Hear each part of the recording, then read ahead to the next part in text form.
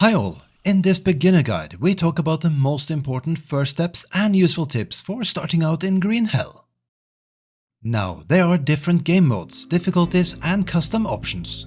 But for a balanced survival experience, we recommend playing the story mode on the default Welcome to the Jungle difficulty, which can be considered the normal mode for this game. You can play the story mode either alone or in co-op, and after a very brief solo tutorial, you'll find yourself lost in the jungle. Before doing anything, familiarize yourself with what you can carry and the UI, as you'll be using it all the time. By the way, our guide has timestamps, so if you want to skip to the parts that interest you the most, feel free to do so.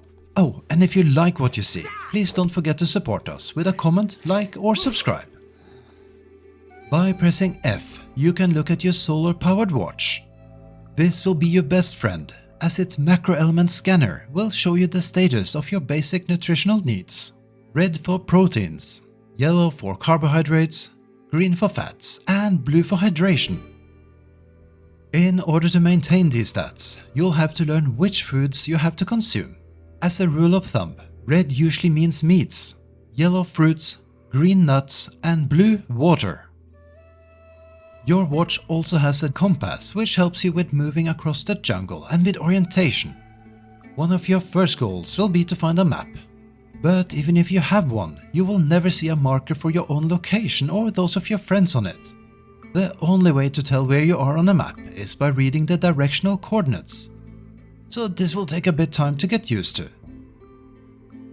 And finally, the watch also tells you the current time and date. I mean, it would be sad if it wouldn't. Sounds basic, but knowing when it's about to get dark can be crucial for setting up camp when on the move. Another thing you'll be using often is your notebook, which can be opened with N. In story mode, it will tell you what your goals are and recap some of the story. Other than that, you'll find unlocked recipes and blueprints for crafting here.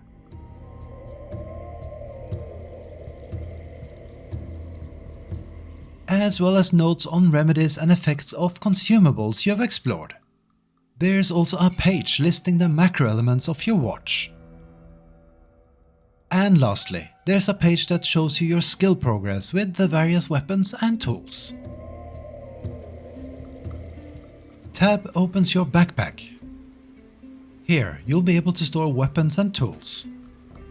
Sticks and ropes you pick up. Plants, arrows, smaller resources and miscellaneous items. Consumables like meat, fruits, mushrooms and also items that you can store liquids in, as well as items related to starting a fire and planks. If you now click on the icon below the backpack on the right hand side here, it'll open up your crafting table. Here, you can drag and drop items from your backpack or directly from the ground to craft items or discover new recipes by combining the right resources. New crafting recipes and blueprints are also unlocked by leveling your crafting skill, discovering new resources or finding specific items in the world.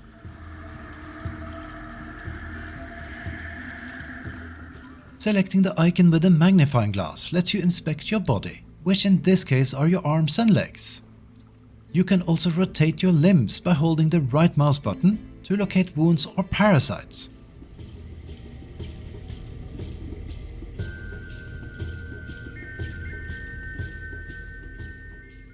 Should you be wearing armor, you can turn it off visually so you can see what's below. The book icon opens your notebook. The map icon below, the map once you have found one, and the last icon lets your character sleep wherever you are. Now, if you click C, you'll get up a radial wheel menu that lets you quickly access your key menus. But there are also some dedicated shortcuts as seen here. Now that we know where to find what, let's get started with the actual gameplay and survival. The first things you should focus on are crafting tools and weapons, setting up a first shelter and fireplace, and finding food and water. Now, one of the questions we asked ourselves when we started playing was whether we should explore the map to find the perfect spot for our first camp, or get started on that task right away. On top of that, we had the choice between a regular base, a floating base and a treehouse base to make the decision even harder. The short answer is, before you have experience with the game and the map, you are best off setting up a small camp early on. You can do that at the oasis where you spawn in, or venture a little further. And when it comes to the type of base, a small basic camp with foundations or even just a shelter will do early on. Don't stress with a floating base, as it takes a lot more work and resources you won't find everywhere. Though you can consider a treehouse base. We built one in our first run, and while it worked out for us, in retrospect it would have been easier to build on the ground while we were learning the ropes.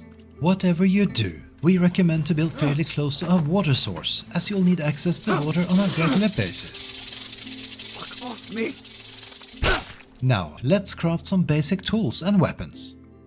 For this, we're going to need small sticks, long sticks, rope and stones. You can usually find small sticks and sticks on the ground, and stones are often found around water, waterfalls or in caves. On that note, you might find obsidian stones in caves or recesses around rocky areas, which are a great upgrade for tools and weapons early on. We know that finding stones can at times be annoying, but if you find one of these big stones, right-click it and select Harvest to get 3 small stones. Most of the resources in Green Hell can be further broken down by harvesting them, or in case of wood by chopping, so keep that in mind. We recommend crafting an axe first. To do so, combine 1 stick, 2 small stones and 1 rope on your crafting table.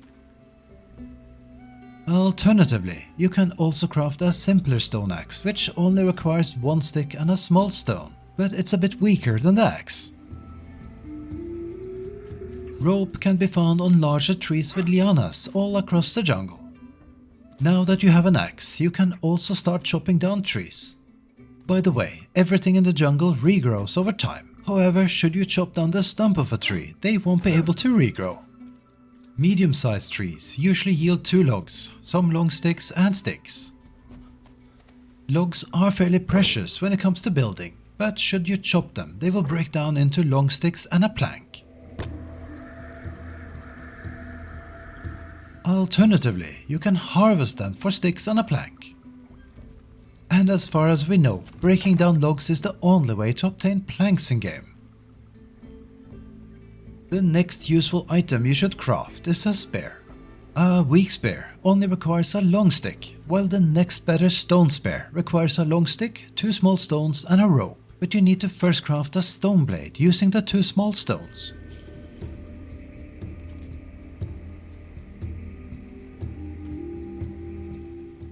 Once you have enough stones, make sure to also craft a stone blade with 2 small stones as a knife.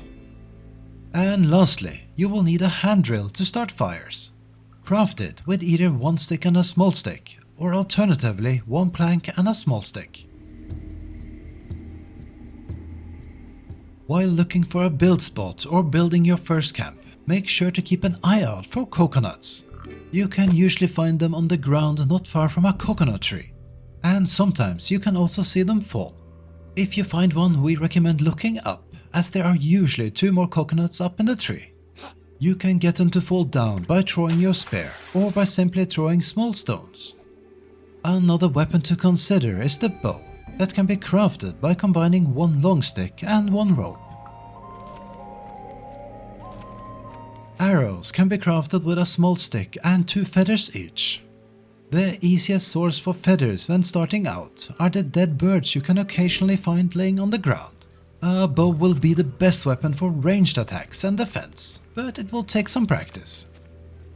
By the way, headshots with either the bow or a thrown spear will usually kill most targets instantly. On the topic of weapons and tools, all of these items lose durability upon use, so you will have to recraft them on a regular basis. Better items last longer, and the more you level up your crafting skill, the more durability they have. However, weapons and tools you drop on the ground will always lose durability over time and ultimately disappear. Now back to the coconuts. Once you've found a coconut, hit it with your axe to remove the outer shell. If you right-click it, you can drink the water within it. This is a great hydration fix if you have nothing else available. The leftover coconut can now be used to craft a coconut bidon that allows you to transport water. Simply combine the coconut with one rope. To fill your bidon, go to a water source and drag it into it from your inventory.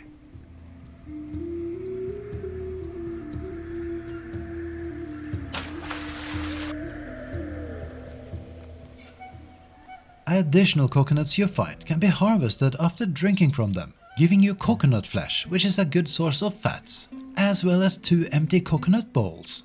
Keep those as you'll need them shortly. Let's finish setting up camp by the water here. We recommend either building a simple frame with a platform or roof as cover, or if you don't plan to stay here for longer, a simple shelter that will have enough space for a bed and a fireplace. All of these structures, including the even smaller hut shelter you can build, will allow you to save the game. And that's another thing to keep in mind. The game doesn't have an autosave function. The only way to save is at a camp. Should you adventure for hours and experience a crash or death without having saved at any point, all your progress will be lost. So make it a habit to save often and build a small shelter for this purpose if needed. In co-op mode, all other players should save as well whenever the host saves, as the host only saves the game world but not the other player's progress. Talking about your camp, we started playing Green Hell with the mindset of scouting out a great location for a permanent base spot. You can do that of course, but not building at least a smaller camp early on will slow you down. While you can have a nice big base in this game, you don't have to. And building small rest stops or mini bases in additional locations across the map can be extremely helpful.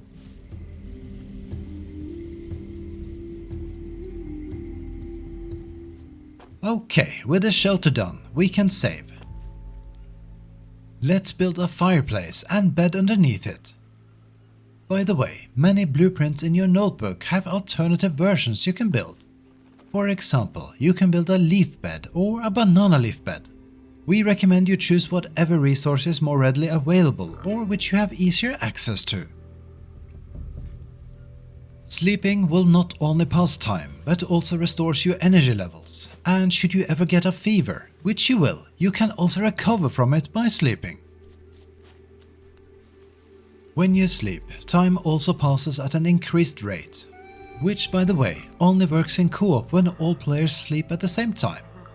This can be good if you want to quickly pass the night, but also dangerous if you are injured or low on food. Now, as we mentioned earlier, you can also sleep anywhere on the ground if you have to recover some energy in an emergency.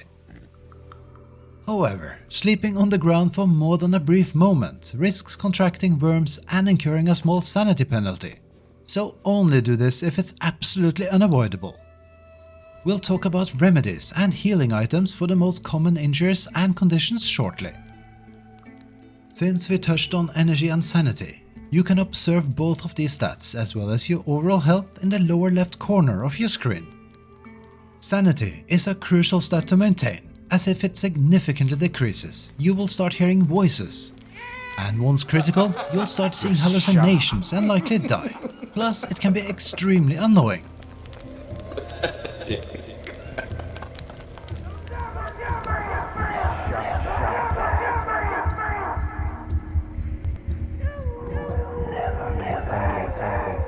The most common cause for losing sanity are sleeping on the ground, eating food that has a sanity penalty, getting injuries, getting parasites, leeches and worms, and also whenever one of your co-op partners dies.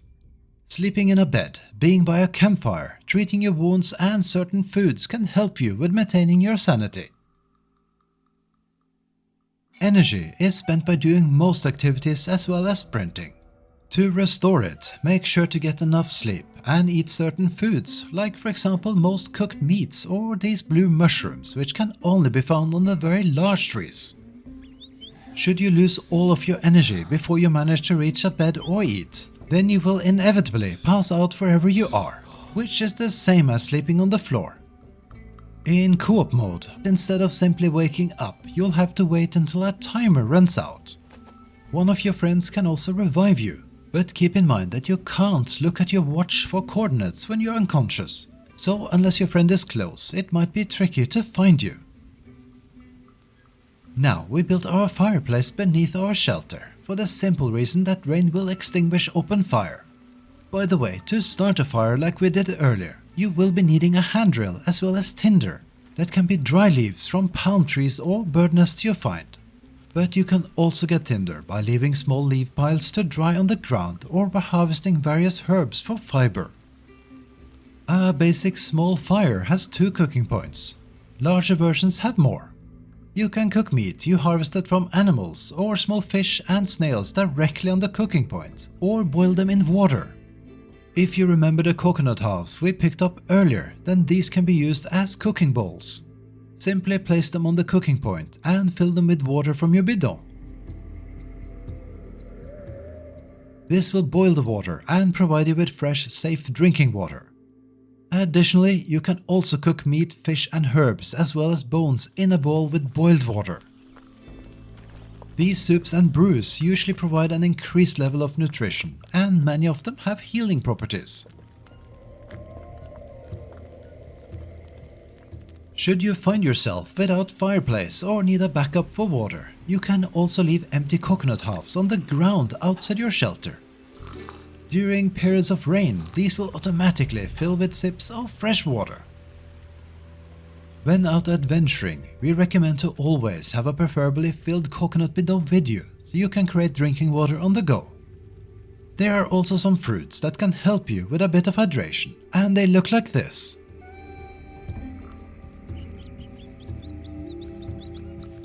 There are many items you can use as fuel, including leaves and rope, but we usually use sticks until we have more reliable access to charcoal later on.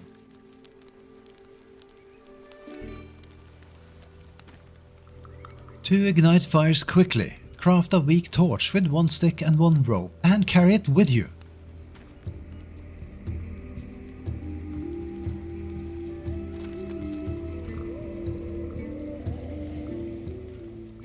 It will stay lit in your backpack for a good while. Now, if you leave your camp or don't need to keep your fire running, we recommend extinguishing the flames with a water-filled coconut half.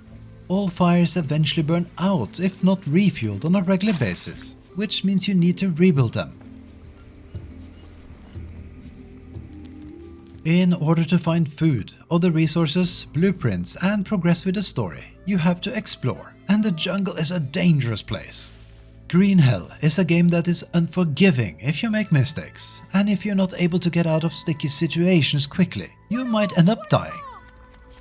Should you die in single player mode, your only option is to load your last save to continue.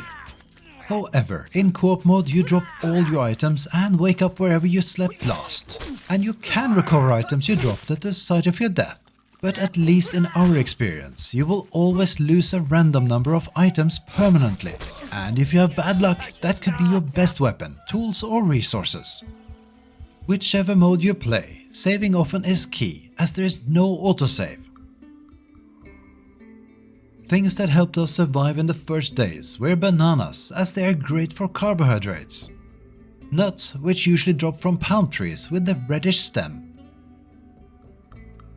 And of course, meat and bones from animals as well as fish, which you can hunt either with your spear or bow. Worst case, scavenge every dead bird or mouse you can find, or even pick up snails around the river. Every little helps. The best way to find out what food does is by simply trying it. As long as you are prepared and know what to do in case you get a negative effect, you can definitely dare to be a bit more adventurous. And yes, that includes sampling some unknown mushrooms, but whatever you do, we don't recommend consuming human meat, as the sanity penalty is severe. By the way, even when explored, plants and mushrooms don't get names in Green Hell, but you can rename them and give them your own helpful names to remember their effects. Now, before we dive into dangers and remedies, let's walk you through how to unlock the first map in story mode. A quick spoiler warning. If you prefer to discover the location of the map on your own, feel free to skip ahead using our timestamps. You'll find it at an abandoned camp, which you'll reach by heading north from your starting area. The camp is located at coordinates west 46 and south 26. In the camp's fireplace, you'll find a burned backpack. Open it to reveal the first map. Now, while venturing through the jungle, you will encounter different types of threats and challenges. And if you want to avoid accidents as best possible, we'd recommend you rather walk instead of sprinting. This allows you to keep an ear and eye out for dangers. Though if you are like us, you'll likely sprint a bit no matter the risk. Additionally, you should always try to have bandages at the ready. Bandages can be crafted with Molineria leaves, which are harvested from the long leafy plants with yellow flowers. This will give you leaf bandages to do basic damage control. More advanced bandages are crafted in combination with other items, and we'll talk about a few examples in a bit. The next thing to do is to craft yourself armor.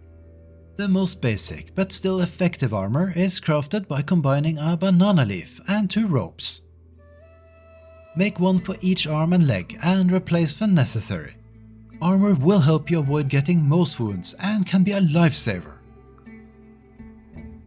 Now, when it comes to looking out for dangers and how to detect them, here are a few tips.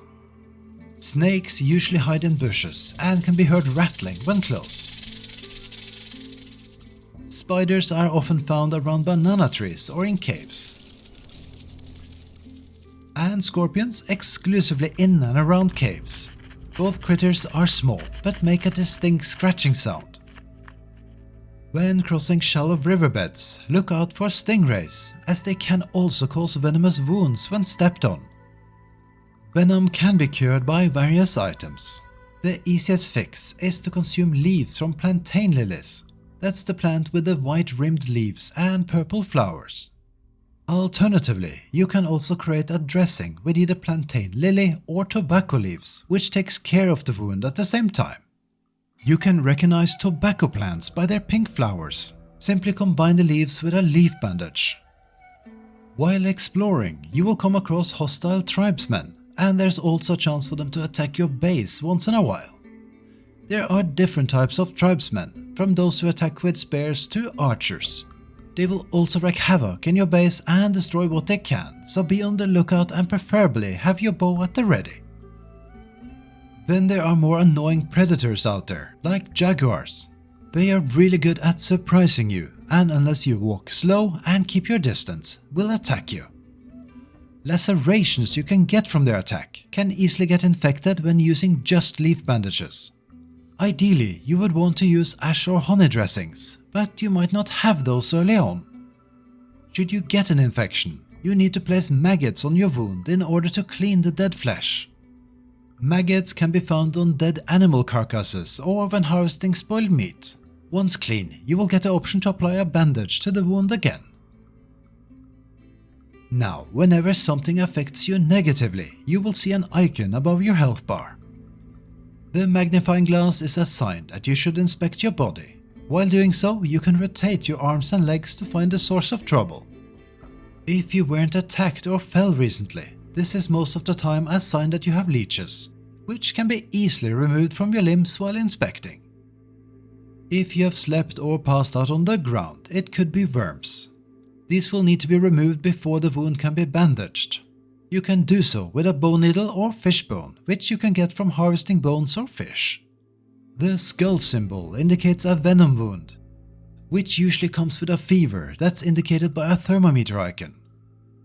The symbol with blood drops represents a laceration wound, that be from animals or tribesmen. To heal, use a bandage or a dressing with a disinfecting substance to lower the risk of infection. The stomach icon indicates parasites which you can get from eating raw meat, dirty water, or simply when eating while being dirty. The easiest to find remedy in this case is to eat the blue mushrooms from the giant trees, or the orange mushrooms that usually grow on fallen logs. It's also possible to get food poisoning, which is indicated by the vomiting icon. You can get this from eating bad foods, and as the icon suggests, it will cause you to vomit, which leads to losing nutrients and fluids very fast. While you can recover from it naturally, it can easily spiral out of control. There are once again various remedies, with the most effective being bones cooked in water. If you live close by a pond, you can also brew or eat water lilies.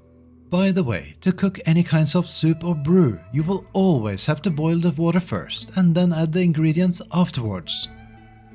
A mud icon indicates that you are dirty. Make sure to wash yourself by a river or stay out when it rains. Being dirty can cause parasites when eating as well as infections. The armor symbol pops up if either of your equipped armor pieces have broken. To fix, simply replace the armor at your convenience. There is also a general watch symbol that appears when you're low on your macros. And finally, the cloud icon indicates insomnia due to the lack of sleep. Now, this covers the most important things you should know when getting started. Hopefully it will prepare you for what's to come. There's a lot more to discover, and don't forget to check out our tips video next. If you found our beginner guide helpful, please don't forget to leave a comment, give us a thumbs up, subscribe, or become a member of our channel.